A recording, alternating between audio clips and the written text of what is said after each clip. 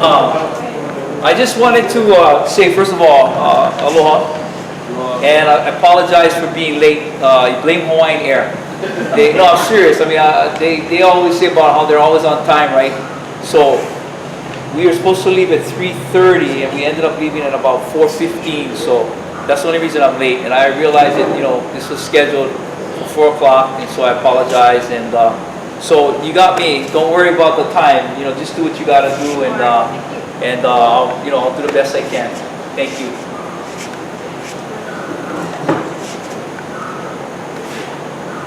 You guys ready? Hey, come in, see, come in. Get me nervous when you guys stand like that.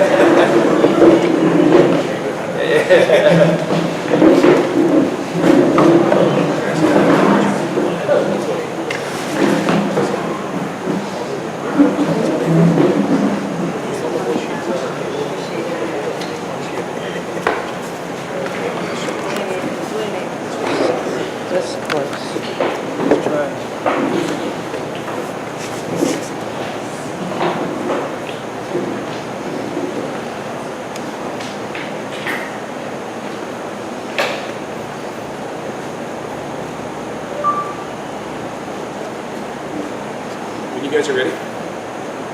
Okay guys, first topic, we're going to talk about watershed. Duke and I had a chance to speak over in Kauai a week and a half ago, and Duke was fundraising over there. So the state of Hawaii did a state aquifer research in 2008, and that aquifer research, it showed that they needed to save the Hawaii's resource of water.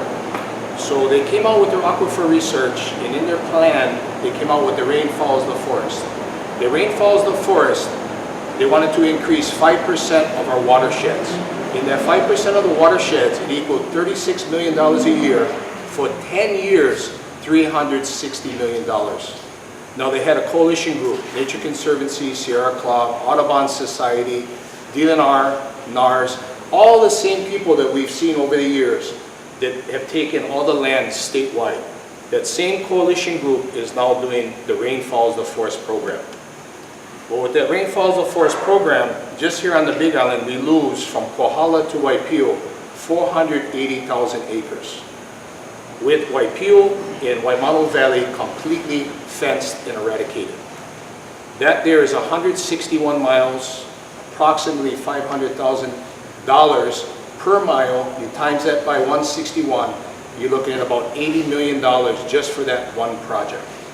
What they didn't tell us statewide, they weren't transparent with us, they didn't tell us that in that Rainfalls of the Forest program, as money's available, it's every forest in the state of Hawaii, statewide. So once they finish their 10-year program, they're going to move to every forest in the state of Hawaii, as money's available. So we had a GMAC meeting with Tom, and a lot of us guys were there. September of 2013, Chair Isla came. He's the head of DLNR.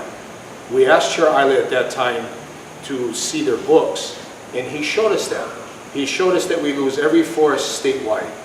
So when we presented the federal aquifer researches of 2011, they showed that we have more water resources in the state of Hawaii than we ever knew that we had. So far, all they've done is they've restructured. They're going to call it now the Aloha Challenge. So by calling it the Aloha Challenge, by restructuring, they want to keep that money together to do these fencing and eradication programs. So that's the first question I wanted to ask Duke about with the watersheds, is when he becomes governor, to either repeal it, put a moratorium on it, or just straight get rid of it. The other part I wanted to talk about was reassessing the lands. Reassessing the lands would be, when we did the other GMAC meeting about 2 months ago, they have a new access manager. Well, he's looking for new hunting grounds for us. Well, we have more grounds on this island that's already been taken, fenced, and eradicated. They came in with their EAs, they wrote them, they took the land, they eradicated it. We can go back through those lands, reassess it, fence it correctly the way it needs to be fenced with a game management plan. Not a game management area, guys, game management plan statewide. By doing that statewide, then you'll have the animal, the hunter, gatherer, whoever you use to use that forest to coexist with the land? So these are the questions I wanted to ask Duke about, and also with our game management plan. Not having environmentalists up there doing the game management plan. We need people who are users of the forest. We need people who know our ecosystem here, that know from this island, Maui, Kauai, Molokai, Honolulu, wherever you're from, you're gonna know what animals belong in that forest. And with the biologist's help, he'll tell us how much pig, goat, sheep, cattle, and deer can sustain that land. And by Duke being the governor, he'd be the director of the music. He directs the music. He has his advisors in place. When these things happen, he can look at it and get it done right. The way the administration is going now with this watershed bill, we're done. It's every forest in the state of Hawaii. We lose everything, guys. Yeah. Make a comment on going back to your original on the watershed. Duke, I almost called you governor. You can't. The study that he mentioned, that 2011 study, indicated that you could replace every non-native tree in that forest with a native tree, and you would have a 5% recharge increase of the water. And basically what they're also saying is that in that same study is that agricultural lands and farmlands and other lands that are out there that don't have a lot of these trees, and their argument is the transpiration. But we don't have surface water. Our water is artesian, you know, 2,000 feet down in the ground. So it's a phony argument to begin with. But you could replace every one of our non-native with native trees and have a 5% increase, you know, overall. Half of our rain, and this is during a drought in 2011, half of our rain goes into recharge. God knows what it is today. We have more water, and we have enough water here if we stop raining for probably 200 years.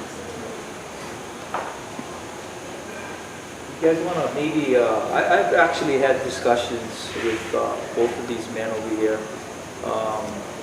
Can't remember how long ago, it was about a month ago, a couple weeks ago, 3 weeks ago. So it's not like I don't know the issues in regards to what they're asking me now, but I haven't heard Terry yet, so I don't know if you want to kind of go through the cycle, and then I can kind of respond at the end, because I think what I have to say is will be an answer to probably all of your concerns that you have. So, yeah. Okay, I just wanted to touch on real briefly, that kind of piggybacks on what Joe was talking about. When the watershed projects were proposed, there wasn't obviously community input on the level I think that we need to have as a state.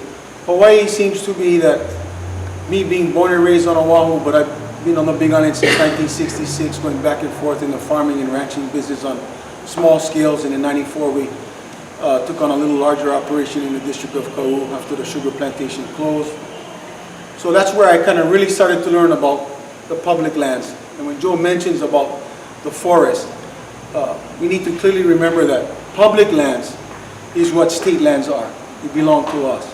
And the unique part of our water code is that it is held in trust for the people of Hawaii. But there was no end use description on these proposals about increasing the watershed is a great thing. But what is our end use plan? And as a retired longshoreman from Matson, I worked 27 years on the waterfront, I clearly understand we have no food supply. When you see sprinklers and irrigated agriculture, that is agriculture. We cannot say we had a wet year, we had a dry year, we had a wet year. That's not a sustainable food supply. So what I'd like to just extend a little bit to Duke and not drag on too much is that we have a problem, obviously, with DLNR and the Forestry and the Water Commission. And like Tom mentioned about surface water, and they talked about the Clean Water Act and as to why we have to abandon surface water. When the Sacramento Delta comes out of Oregon, the Klamath Basin goes all the way down to San Diego. So for my 20 years in the ranching business, this was to create a quiet period of sharing knowledge so that people just don't have the knowledge to know what surface water importance is in the state of Hawaii, both to our oceans as fishermen and gathers on the ocean, fresh water coming into the ocean. And we had went to a meeting at DLNR in Honolulu regarding a plantation tunnel in Kau, in Hilo, that gives out 500 GPM, that's gallons a minute, in the worst drought in Hawaii's history. The plantation drilled the riverbed and dynamited the riverbed, which is almost smooth like this slab here, for the water to go underground. So we lose all of that water as a coastal resource for our natural habitats that are there. The Nature Conservancy owns that, where that land sits today. They have not let anybody take any water from there. They did approve a pipeline, but what I'm using this as an example of is what Hawaii needs is we have to identify our public lands. Look at the tenures of the leases that each of those have. The lands that are sitting in revocable permits, the revocable permit process is kind of like what you saw with Hawaiian Homes and the controversy with Ms. Solomon and the revocable permits that she had, and not being able to put Hawaiians long-term on parcels of land. The DLNR lands are the same thing, only a lot more broad. So the access and the uses of state lands involves fishermen, hunters on the coastal side, and the Mauka. But the watershed issue is a human need that we have to have and expand greatly on, because we don't have a food supply. We're looking at martial law, which can happen very, very shortly, because we have no food supply. So I just wanted to extend that in a short way to Duke, that if we somehow can put together a collective plan as to how we can really utilize our public lands and have a say and transparency, so that we can educate each other in all the different communities and districts throughout the state. Thank you. Okay. My portion of this presentation was to give the insight on our traditional customary practices and reminding the process and how we're all here wanting a voice in that process. And when I say the process of the use of the land and the impacts it has on our Native community, as well as the others that are traditional practitioners. And when you hear about traditions, the first thing that a person thinks about is that it's one, bottled up in one culture. And throughout the years, it's evolved to all of us having an opportunity to go to the ocean, go to the forest, and be able to continue to perpetuate what was taught in their families, to feed their families. And so my portion is to remind our government that although the law protects us, we have something in law, and the Hawaii State Constitution, Article 12, Section 7, we find ourselves having to remind government as they go through the process and the processing the environmental assessment. Hopefully we can get through that so that we can get to an environmental impact statement. And I think that what we're wanting to have is a voice at the decision-making table for something that is already there and ours. And we feel like the authority for what they're using in consulting when they do the environmental assessments and the environmental impact statements, it's an authority that has a PhD, and not necessarily, the people that spend, I think, more time in the forest and the ocean than conservationists. And the only time after they go through the process, to the environmental assessment, they have steps that they have to go and get to before they can even get to a public hearing. And public hearing means that you put a notice out, you have all the people come to this little, whatever they hole in the wall, and you have 3 minutes to give to address something that you're passionate about. It's not enough time.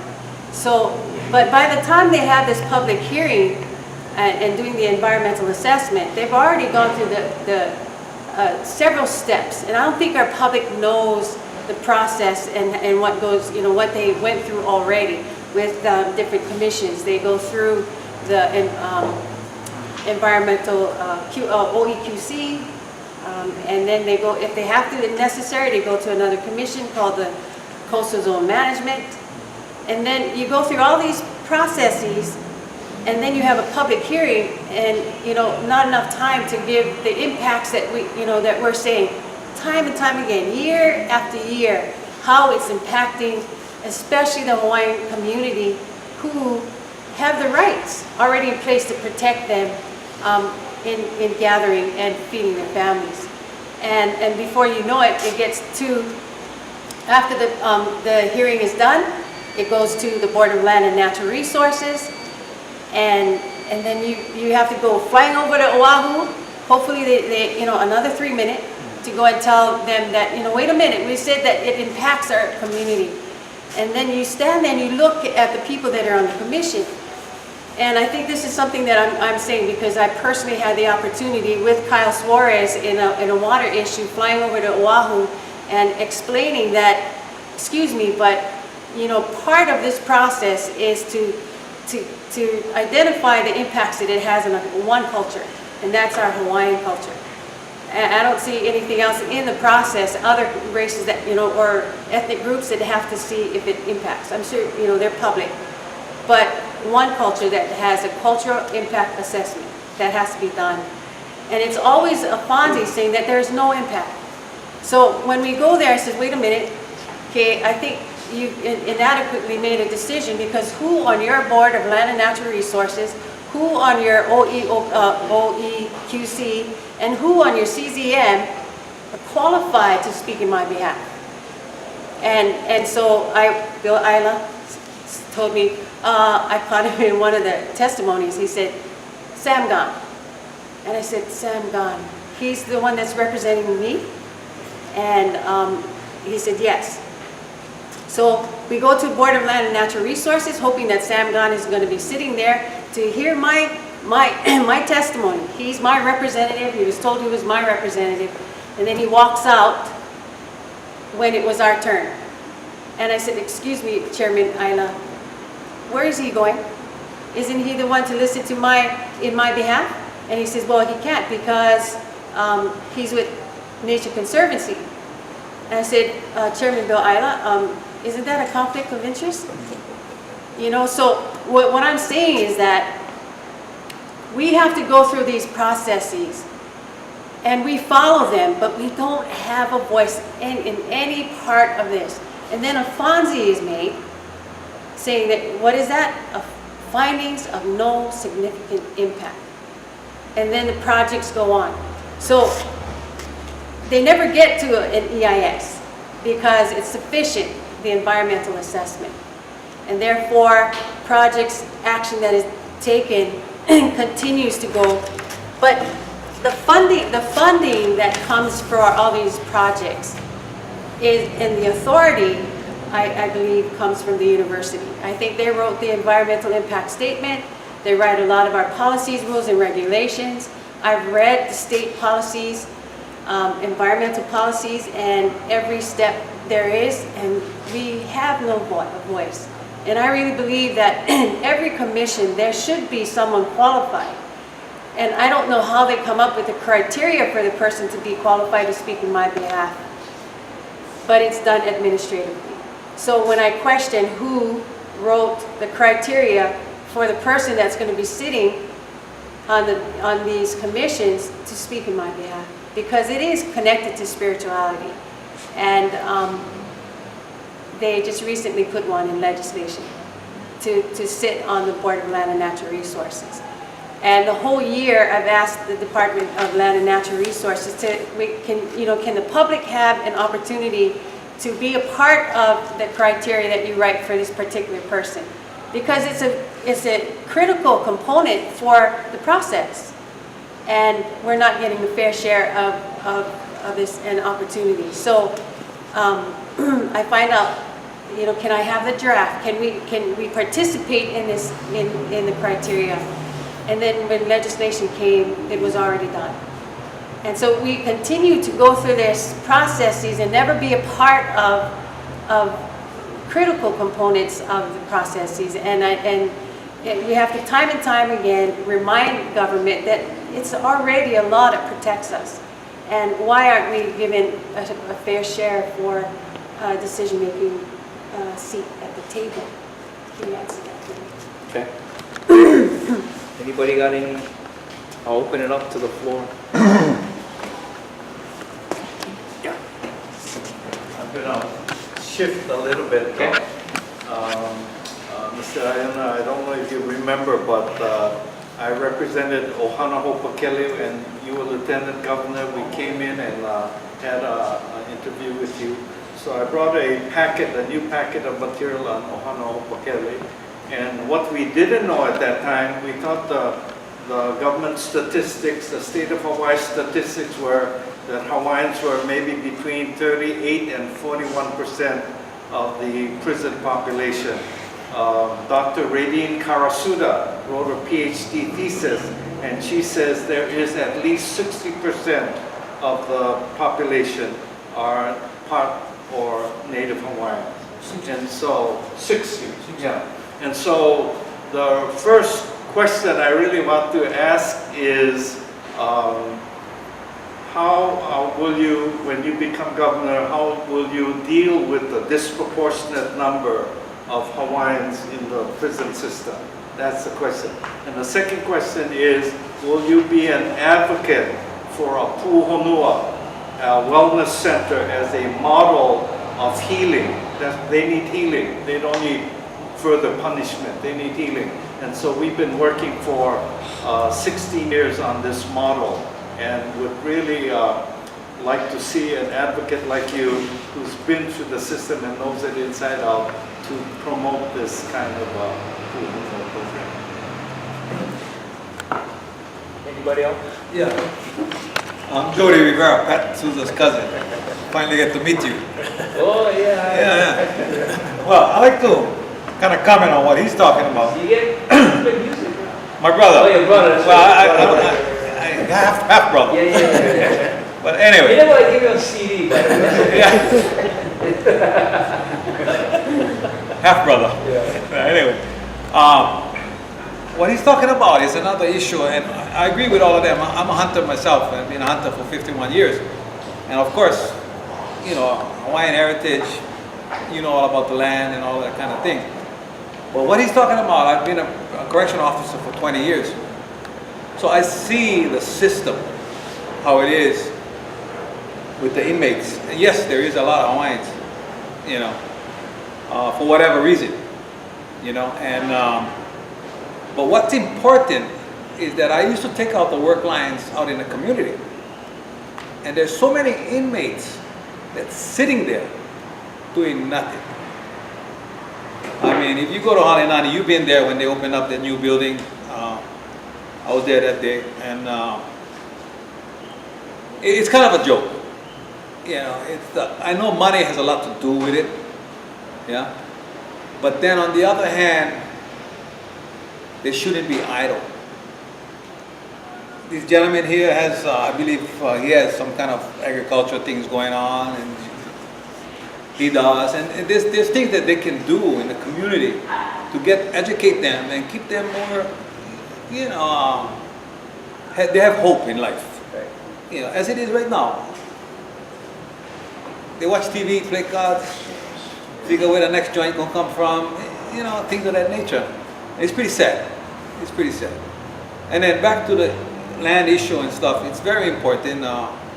You know, I raised up on a wall, and I've seen how, you know, I'll give you an example, the Waikane Kahana tunnels. I don't know if you're familiar with those tunnels that they go through Mililani.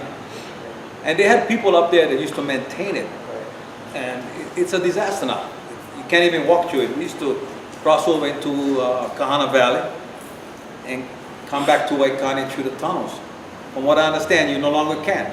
It's built up with dirt and rocks, and so the water is not, you know, flowing freely. There's a lot of it. I know you're going to have a lot of issues. I mean, 1,001 issues. Which one do you address first? you know, and bottom line is all of it, one at a time, you know. So hopefully, you know, we of course, you know, I know I'm voting for you. I asked Pat, who you voting for, jokingly. He said, yo, Duke, of course. Thank you for telling me that. Because I was worried about it. Yeah, but I was joking. And I left him a message, and he responded with a message. Duke, I laughed. I said, Baboos, I know you're voting for Duke. But anyway, so we just pray to God that you get in, and I know you have a lot of Christian values that I appreciate, and hopefully it'll be turn things around, turn our government around. You know, it was meant to be for the people, and lately, if you look at our government all the way to Washington, it's not too much for the people anymore. You know, it's pretty sad, and we need to make a difference, and I believe that you can, and I appreciate it. Thank you. I have one more thing to say. I was asked by fishermen to bring to your attention something that's already sitting on the governor's table, and these are conservation efforts. Kaupulehu on the west side, the conservation projects that they have going on right now with a total no-take conservation That's effort. spearing. That's spearing. Well, right now you cannot spear and scuba in the entire, from Polo Point all the way down to South Point. There is none, and it was initiated by Nature Conservancy, Hawaii, West Hawaii Fisheries, and so we're saying that, you know, Hawaiians still have the rights to gather for food. But there are three projects that are on the governor's table right now, and that's Lahaina has one right now with the same project in Hawaii.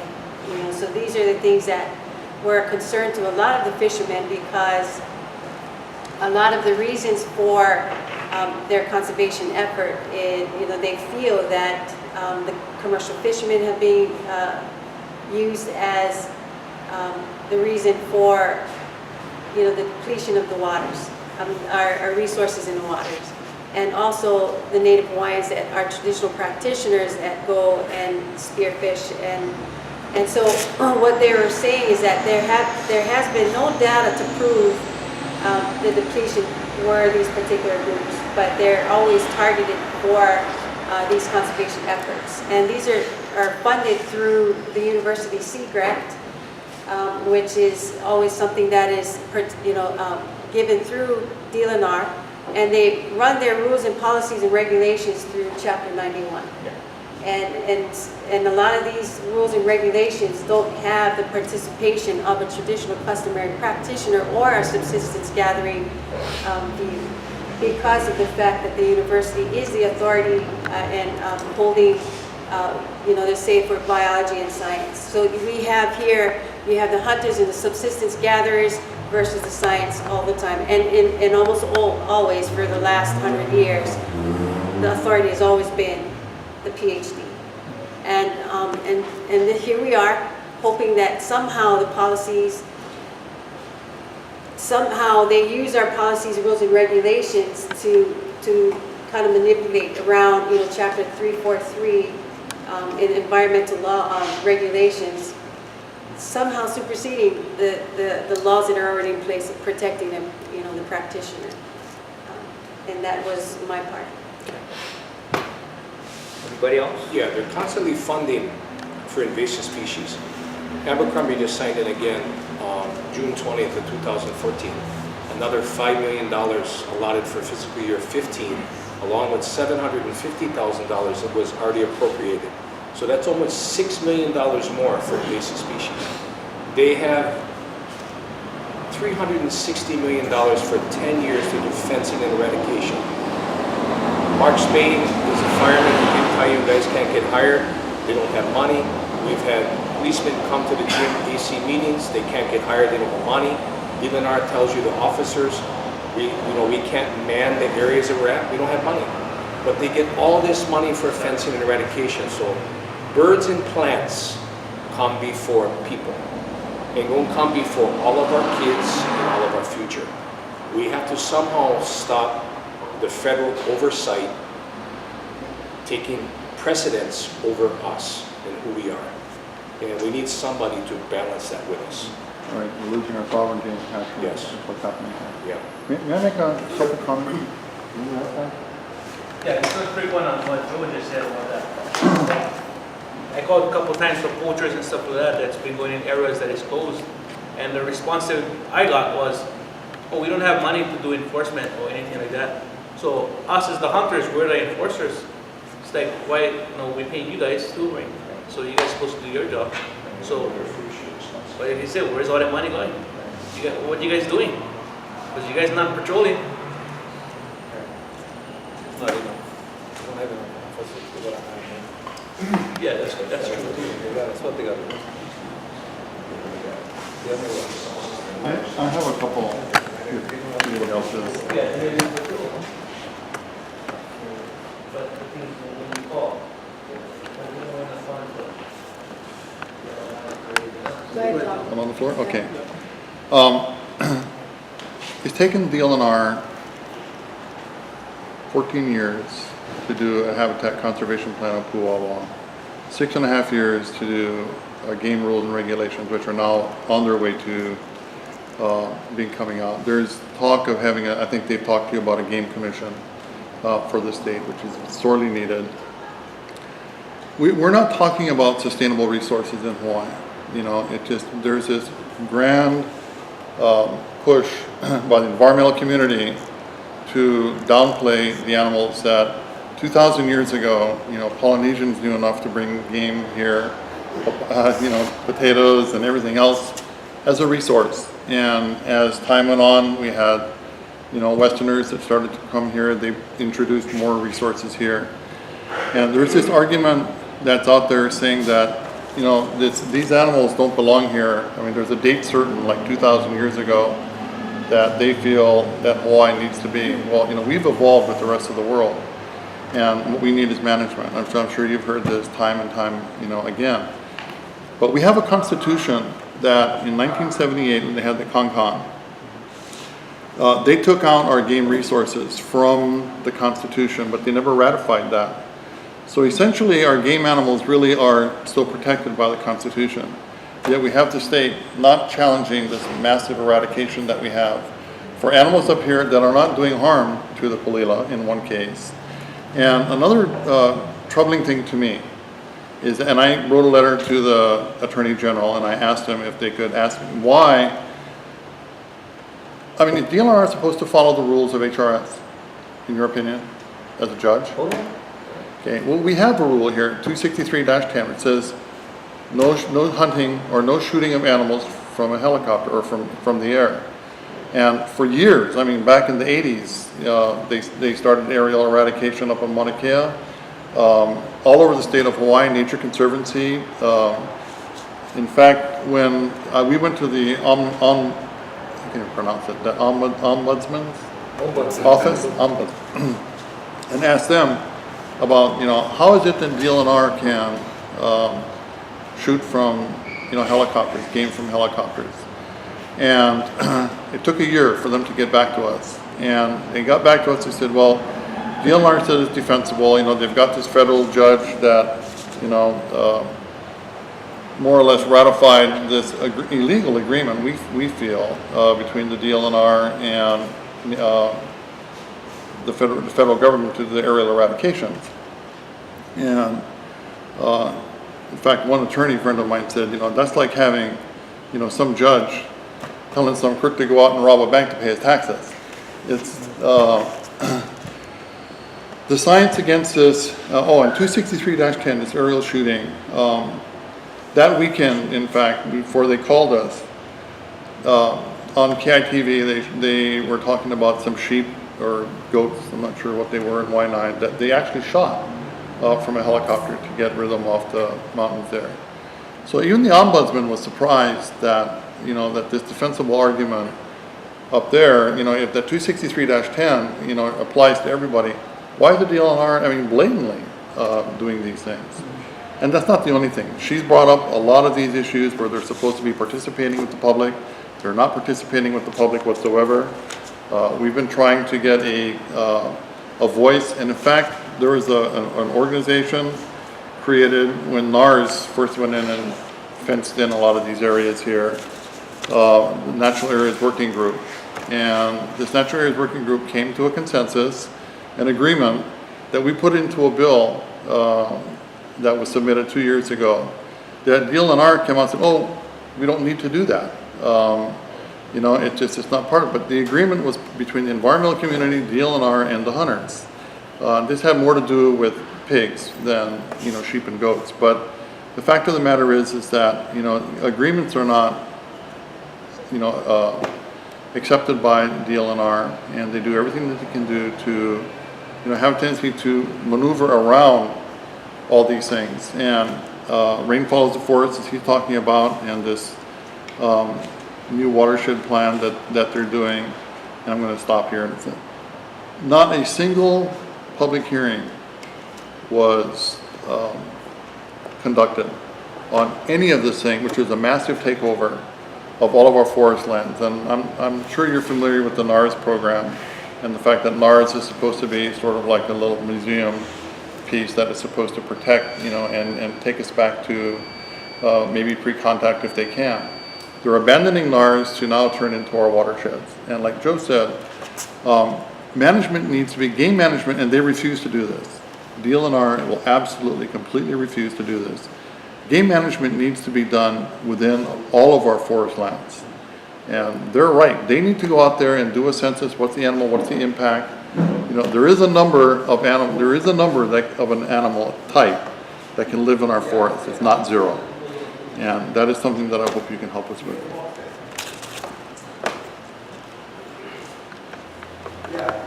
My concern basically as an educator in animal science, aqua sciences, and agriculture is to teach our youth you know, how to survive in these islands, as well as learning life skills, which a lot of our youth don't have today. We have scouting programs, 4-H programs, and stuff like that up at our ranch. And, you know, we don't ask for any, what do you call, anything, funding or anything like that. Everything is stuff we get is used stuff from people's homes, iron roof, things like that, lumber from the construction guys and stuff like that. We put it all together, we make something with the kids and stuff, yeah. And basically, you know, it's the idea of plantation, how the plantation people came over here, the Japanese, Filipinos, Chinese, Portuguese, how they survived in 100 years of agriculture and was able to survive. And yet now, the kids don't know how to survive if there's any kind of catastrophe. But on this island alone, when we had a Zell, okay, and we had the Puna, what do you call, devastation. Right. My son guys, hunters, gatherers, agriculturers, they got together along with a whole bunch of other hunters and gatherers, fishermen and ranchers, and they was able to feed over 500 people down at the Mormon Church in KL, you know, and then we tried to do it again. But somebody came out and said, oh, has that meat all been inspected and all that kind of stuff? There's always something, you know what I mean, when you're trying to do something good.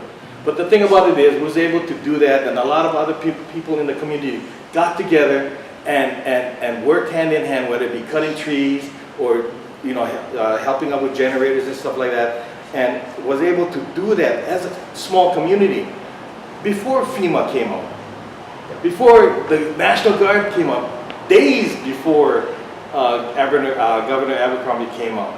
You know what I'm saying? We can survive in these islands.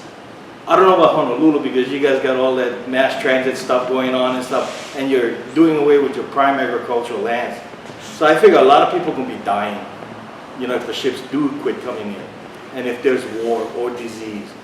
On this island, the mountain up there, along with Mauna Loa and all the rest of the mountains, have fed tons of people, cattle, sheep, goats, pigs, all these animals that were taken from the mountain. That's the refrigerator right there.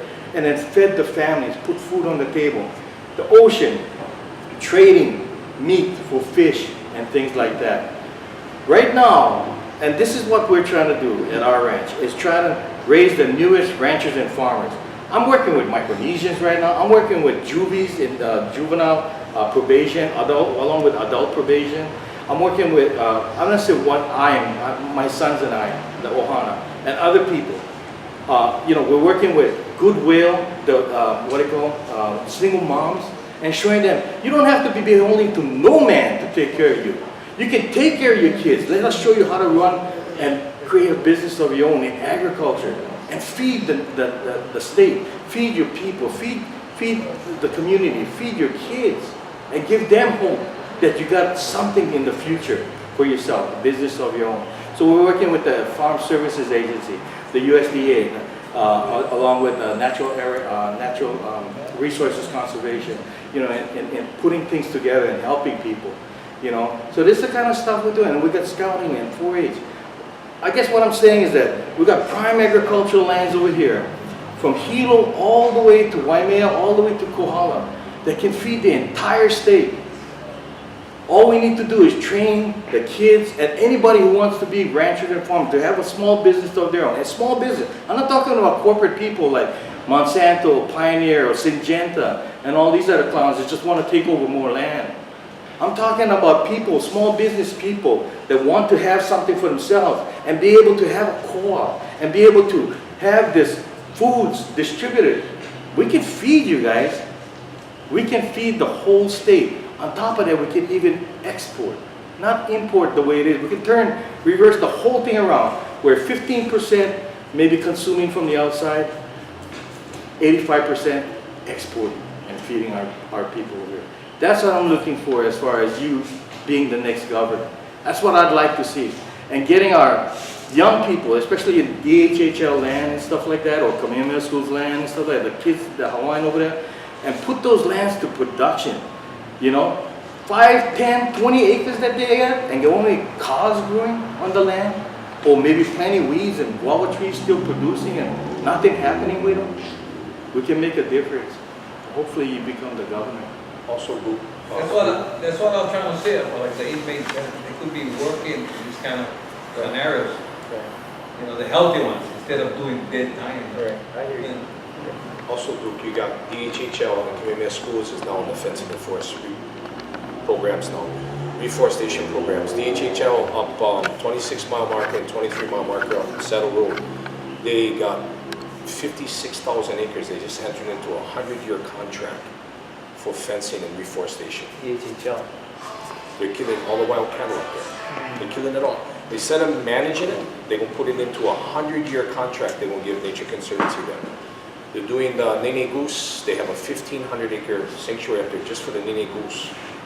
How many local people you know they get 1,500 acres? They got so many personal playgrounds just here. The Hakalaos.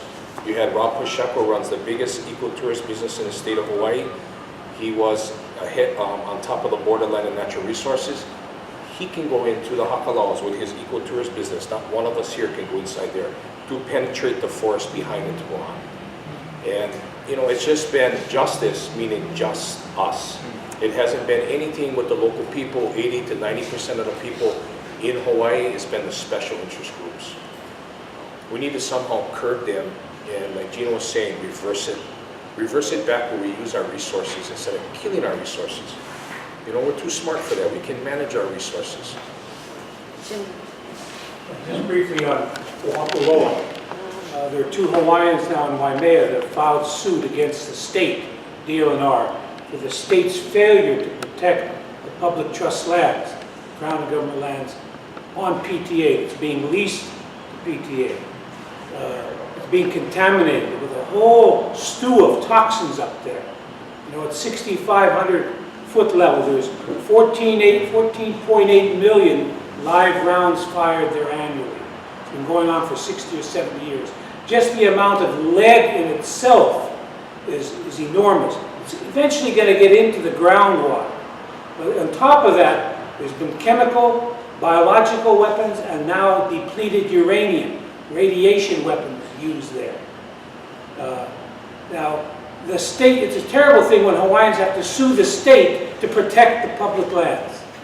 But I'm hoping that this whole thing can be reassessed with Oahualoa. If we were leasing our house to somebody and they were trashing it, we would say cancel the lease, evict them. And I think the leases need to be looked at, not given extensions on the leases of state land. thing, what you were talking about, and Joe was talking about. $360 million is a lot of money.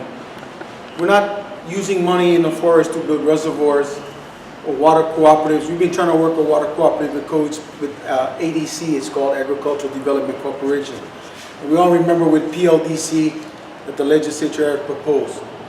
And, you know, I'm here to say on that level, 8 years we've been working at this thing.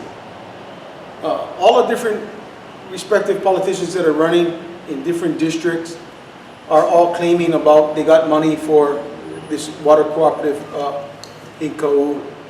And there isn't any of the money that's gotten on the ground yet. But I don't think, you know, from being born and raised in Honolulu, the people in Oahu do not understand that the District of Kau is the size of 2 Oahus. The District of Puna is the size of 1 Oahu. Why do they need to feed themselves by hunting, they say? Because we're so remote, there isn't the bus running past our house. We have to, and we were taught to do those things because there was no public transportation. Oahu is an island of the largest vulnerability in America. They just don't know it. And it's hard on the state level because the counties are the ones that upzone the agricultural lands. And being in the cattle business, it's like this room. We have a capacity in this room. Oahu has a carrying capacity. They've already exceeded it. You will not be successful in law enforcement because you've put too many animals or bodies in a given area. I couldn't manage 1,000 acres and take 5,000 cows and put them inside there because I think that's the thing to do. And that's where it's going wrong. They just can't fathom, you know, self-sustainability because it's so much provisions and everything there. When we used to load the ships at Matson, all the containers, the ship would be actually empty going out. But what we used to do is put all the empty containers on the deck of the ship and all of underneath is all empty. We have nothing to offer the United States of America as far as exportation.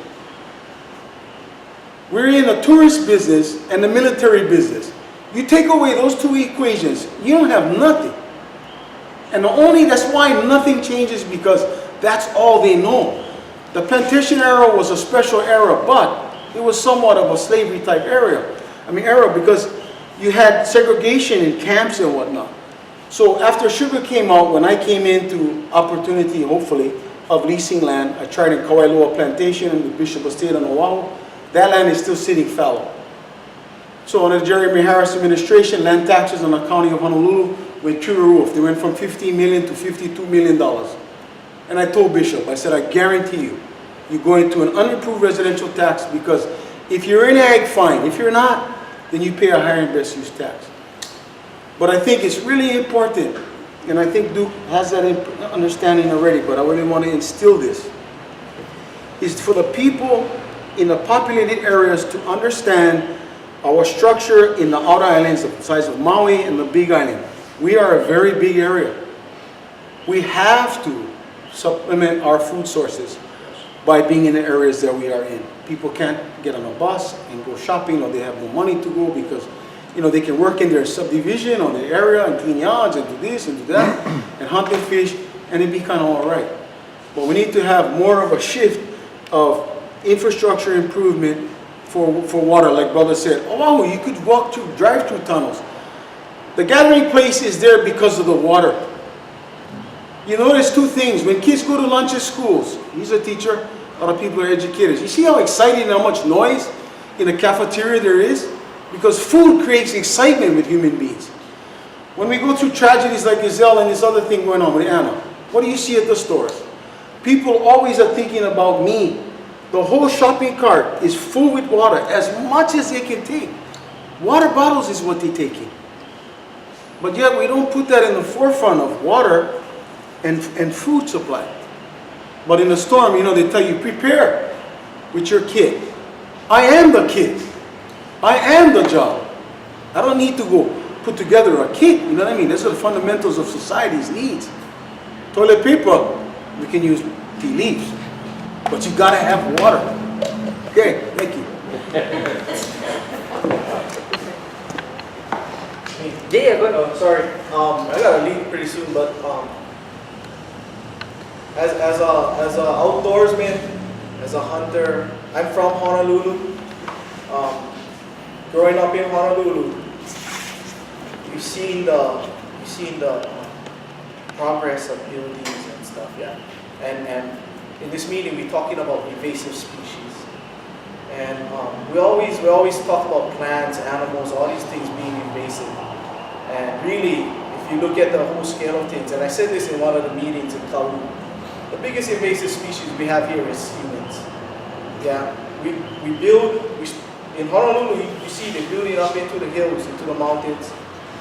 Then they turn around and say, I gotta eradicate these pigs because they're coming in my yard and busting up my nice garden that I just made out there. Really, you building into their home. Yeah, so now you become the invasive species. And really what you see happening over here now is pretty much the same thing. You get these guys coming in, trying to fence up areas, taking away areas from people and being the invasive species. What they have planned for those lands, I don't know. Water, maybe water, farming, I doubt farming, but whatever they're trying to do by taking all this land, you can almost see that they're taking it for their own agenda. Not for everybody's agenda, not for the people of Hawaii, not the people of this island. They have it for their agenda, and they are the invasive species. The animals that live on the land, they've been there for thousands of years, you know? They've been there. I work for the fire department.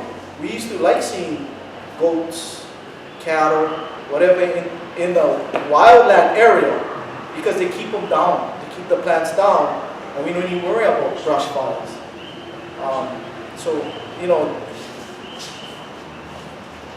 the biggest invasive species is humans. That's the biggest ones. And these guys coming in and fencing up land. I would actually like to see everything to just stay the way it is. Stop fencing land. We're doing all right how we are right now. Leave it alone. Leave it alone. We need areas for our generations to come. Our children, our grandchildren, all our generations to come. They're gonna miss out on all this stuff. I already miss out from my generations before me. Yeah. Honolulu, to be honest, when I go home, 2 days over there, I come back home, I come back over here. This is like going to the mainland. You're driving on the roads, just like you're driving in California already. So, you know, it's just kind of crazy, the way they're just taking away stuff from us. Thank you. Just one small one. You know, to answer your question as far as where they're going with this, I want you to consider the big picture. And the big picture is basically this. When we started working with the NR Natural Area Reserve guys, that was Bill Starmont, that was during that early 90s and stuff. And we started, you know, finding out what were their plans. Fence up a little bit section over here, over here. Okay, we could help them as hunting group, pick hunters of Hawaii. But in essence, what they wanted was the whole contour of the mountain areas and stuff like that, which had those plants, and namely the ecosystem within where the plants existed, okay, or where the birds exist. That's what they want. So that we looked at it as a cancer that was eventually going to spread all the way to now. And then more and more lands. If you look at where NARS was back in the early 90s to where it is now, it's a consummation of land mass, okay, for whatever reason. And the whole idea behind this is to create what is called a biosphere. In other words, the whole entire island, if they could, the goal is to get back to pre-existence, to pristine conditions. And it means eradicating not only invasive species, man as well. If they could, all the tar that's on this island, all the buildings that's on this island would be removed. And all the species that was before then would be regenerated here on these islands. This is not a NARS thing. This is not DLNR thing. This is not a state thing. It's not even Department of Interior. It's a total global thing. It's an international thing where you don't know, there's unlimited funds coming in and you don't know what's happening with those funds. It's not from our government. This is stuff that's outside that's coming in. So we're being attacked. Our means of survival is our culture. You know, if you say that, oh, only the Hawaiians can go. Once the Hawaiians get in, what's good for the Hawaiians is good for everybody else. I tell you that right now. Fight with your culture. You're going to try science, they're going to eat you alive. Fight with your culture. And that's something that Stephen Aruz taught me when we first started out. He said, yeah, we can do it. We can show them this, you know, all the different, stuff that was written up, you know, bibliographies and all that kind of stuff that we can use. Hey man, you're going to lose with science because we're not credible. You know what I'm saying? But we're credible when it comes to our culture. When we win with the Hawaiian culture, then and only then will you be able to bring everything else in. That Constitution, the 12-7, will help us, you know, be able to defeat this. Maybe in a small way, maybe we're just creating another Wounded Knee, you know, or Trail of Tears, like the Native Americans did. But eventually we can succeed. So, Governor Aiona, I hate to be the bad person, but we are running a little late. Yeah. I'd love for you to address, if you can, very shortly. And then I know you're enjoying it. This is a good talk. Well, let me just kind of wrap up, summarize what I believe you all are saying. And like I said, I've had discussions with these two gentlemen over here earlier, and some of their members, and I think they represent you guys very well. They're very articulate. I think they're well learned. They've studied the problems, and what's most compelling for me is that, you know, they're basically the practitioners. I'm not a hunter. I'm not a fisherman. But I am Native Hawaiian, and I am born and raised here. And I know what it is I wouldn't say you live off the land, but I know what the Aina is all about. I know what the ocean is all about. And you know, I didn't say I grew up in the ocean, but I think anybody who's born and raised in Hawaii knows what that ocean is all about, knows what the mountains are all about, knows what the Ahupua'a system is all about. So that's innate in all of us. And I think that's an advantage that Elwin and I have. Not saying over our opponents, because they're also Kekeokaina, but we are Native Hawaiian, and I think that makes a difference in that respect. So what I hear is this, and this is another advantage that I have over my opponents. So as you all know, Owen and I are judges, and you know, one thing that we have learned in our profession, in our craft, as what they call jurists, is that the truth always is in between the advocates. In other words, you know, this is why you have, let's say in a criminal case, why you have the prosecution and why you have the defense. And likewise in a civil case, you have the plaintiff and you have the defendant. Why? Because if it was just one-sided, you would never get the truth out, right? One-sided, you never get the truth out. And that's kind of what I'm hearing over here. This is one-sided. And so as such, the truth will not get out because the other side is not represented. So in a criminal case, you know, the judge will sit there and will give the prosecution the opportunity to present its case. The defense then has the opportunity to cross-examine, to ask questions.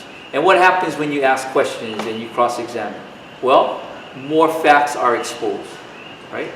More of the details come out. And then the defense gets to put on evidence if they want to put on evidence. And when they put on evidence, now the other side can ask questions, but what happens is now you see the truth. The truth starts to come out. And that's exactly what's happening right here.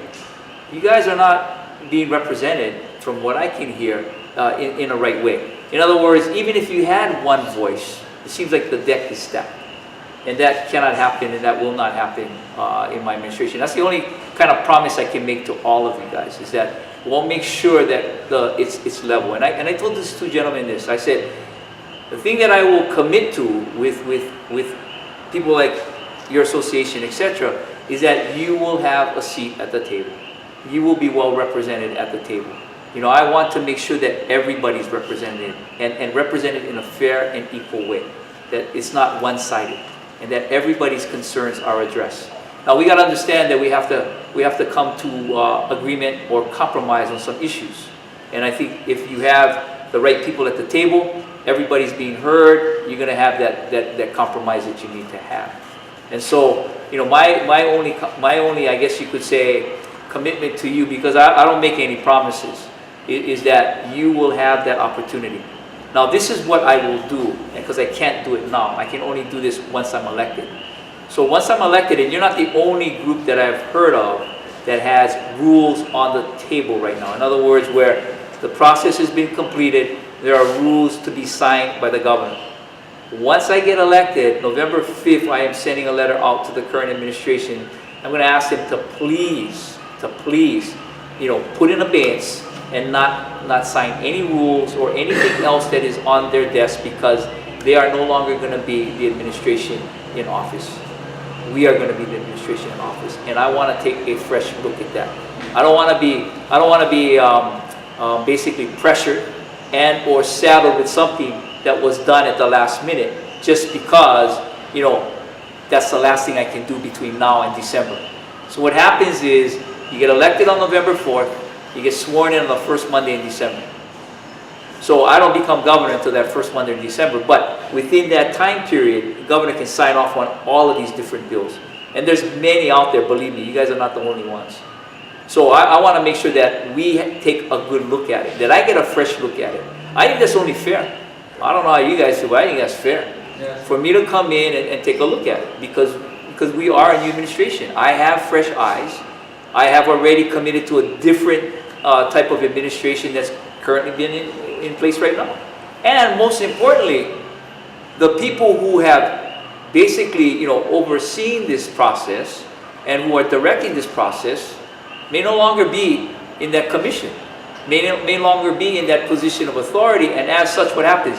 Policies change, right? Direction changes. And I think it's only fair that we have that opportunity to do that. And of course, like I said, everybody's at the table on this, and we go accordingly. I am all in favor of having Hawaii be self-sustaining in everything that we do. And I know for a fact that yes, we can be the producers of our own food. I know that. It's just doing it the right way, which we obviously have not done, but I think the reason for that is because of leadership and priorities. So, as somebody mentioned over here, a lot of issues you got on the table, right? And that's true. There's a lot of issues on the table.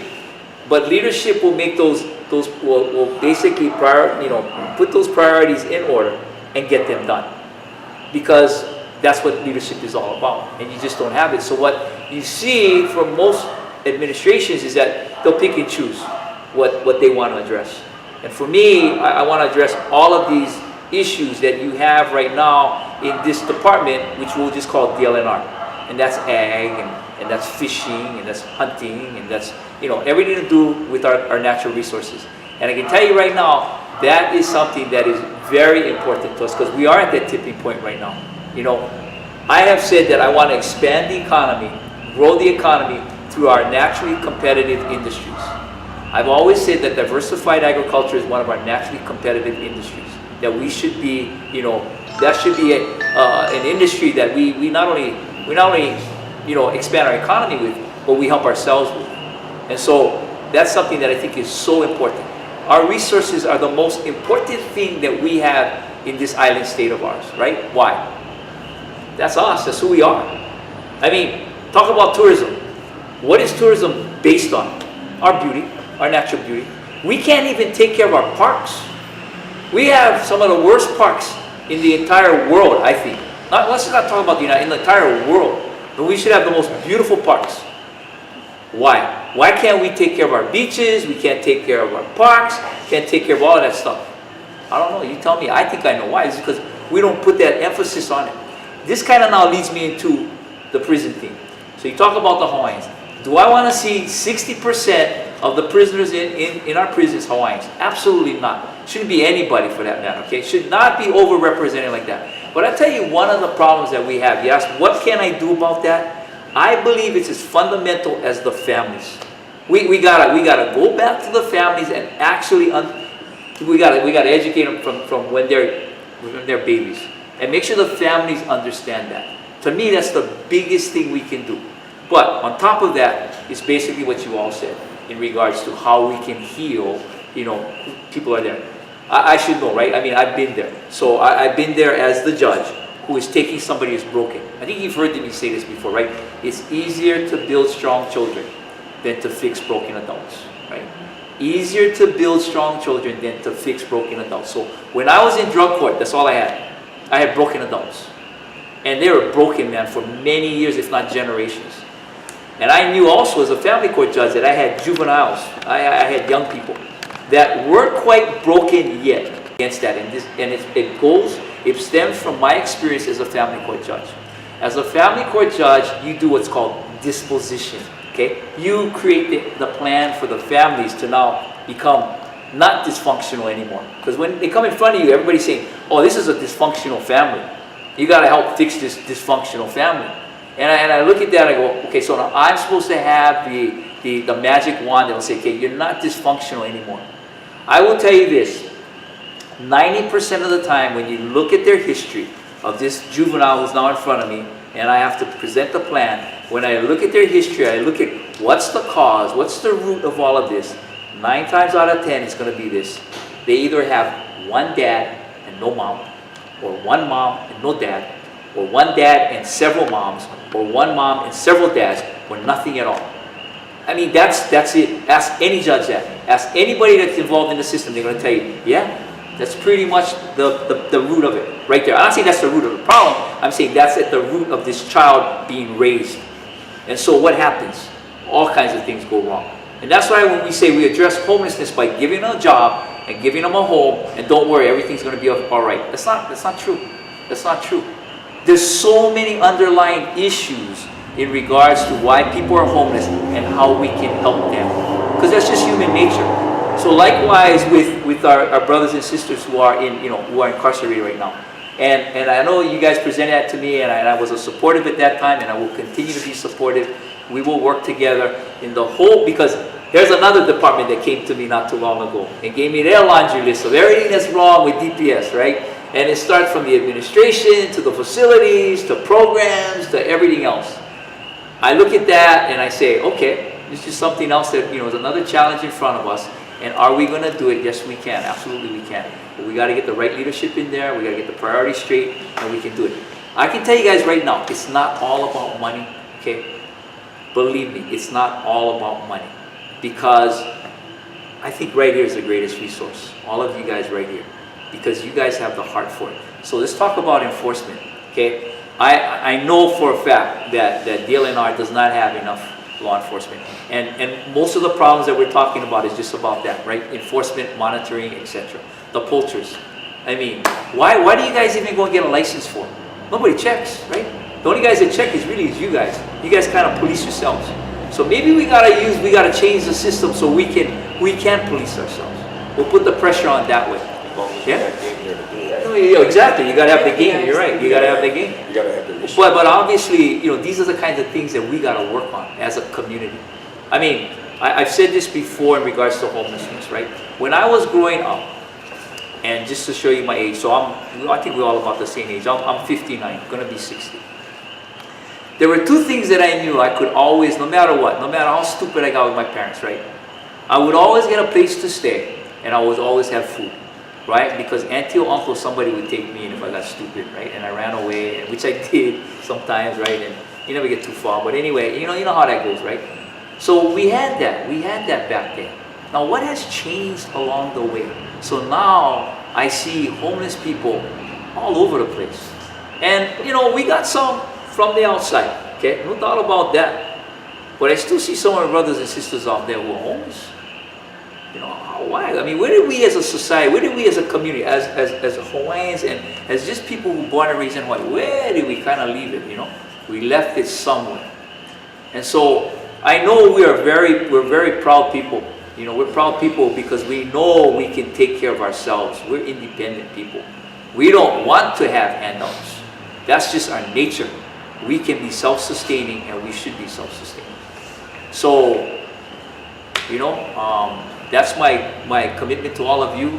That's the underlying thing. I've told these men that. I will be there with you guys. You will all have a seat. Now, not all of you, okay? Not all of you guys are going to be at the table. We got to have representatives, obviously. And, like I said, these 2 gentlemen are very articulate. I'm very impressed with them. And my understanding is that you guys are a close-knit group association. The hunters, the fishermen, etc. So, I didn't want to do all the islands, same way. All islands, exactly. All the islands, same way. So, when we get elected, I told them the process that I wanted to right now that I'm thinking about in selecting the department heads. So the chief of DLNR, which right now would probably put a search committee together. We'll have a chair, we'll have some rules, and we'll take nominations. And you guys will obviously, like I said, have a seat at the table. With the conservationists, they gotta have a seat at the table too. But again, it's all about balance, right? So they're not gonna have 10 and you guys have 1. You guys not gonna have 10 and they're gonna have 1. Okay, it's gonna be balanced. And you know, we'll work it out that way. Okay, so I hear you guys, and I hope you can embrace my analogy in regards to how we find the truth.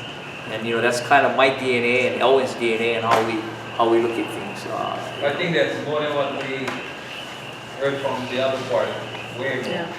Well, anyway, I don't compare myself to No, them. it's not the comparing, but that's honestly from the heart.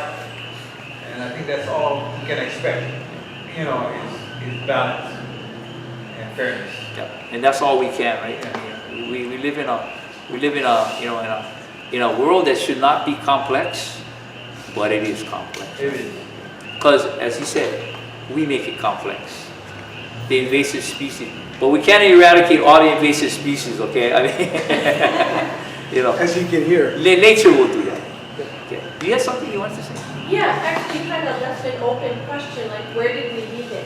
What happened when we no longer had that auntie down the street, or that uncle to pick us up, or tutu who would come and say, baby, come, or the stranger walking on the street, Yeah. and we go, oi, baby, come, you're hungry. Yeah.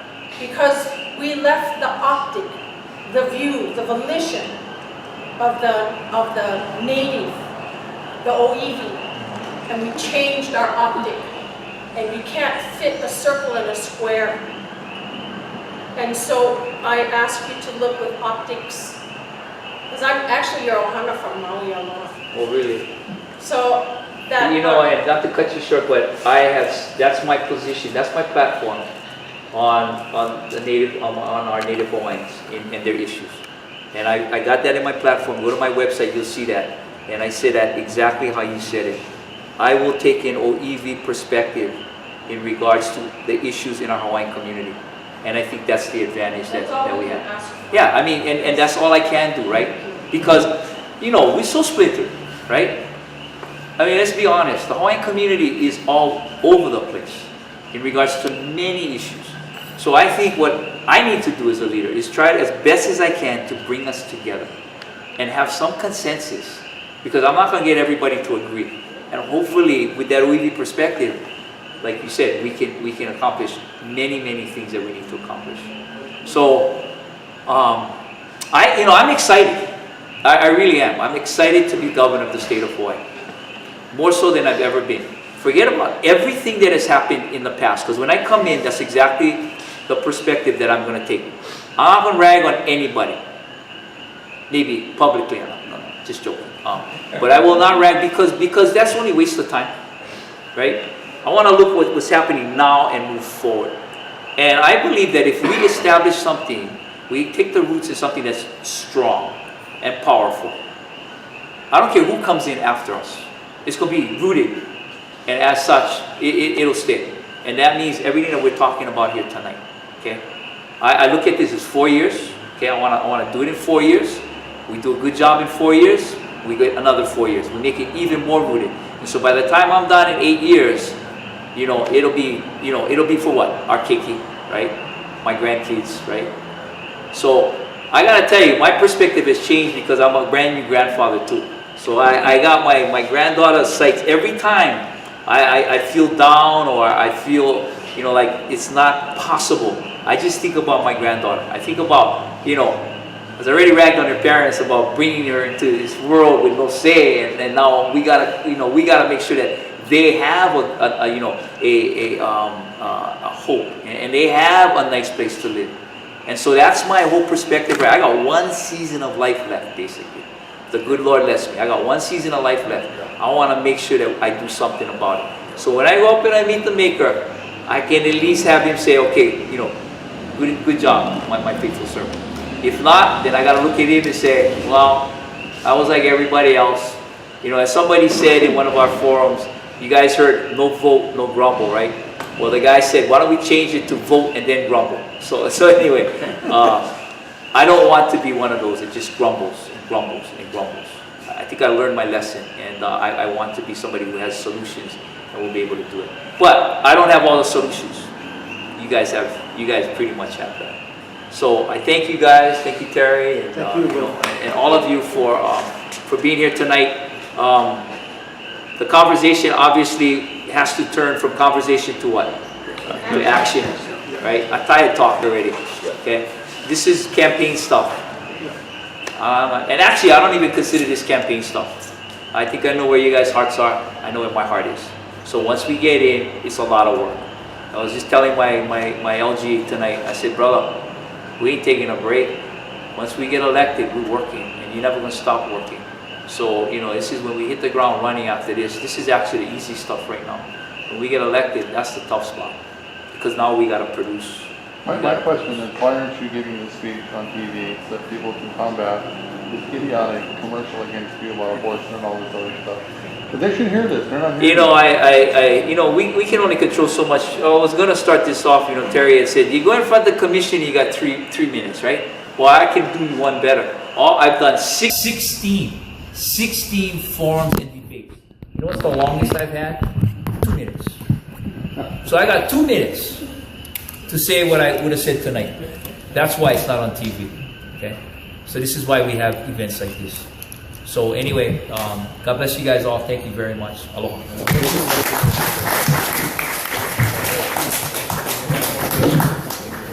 You can eat some smoked meat. Oh,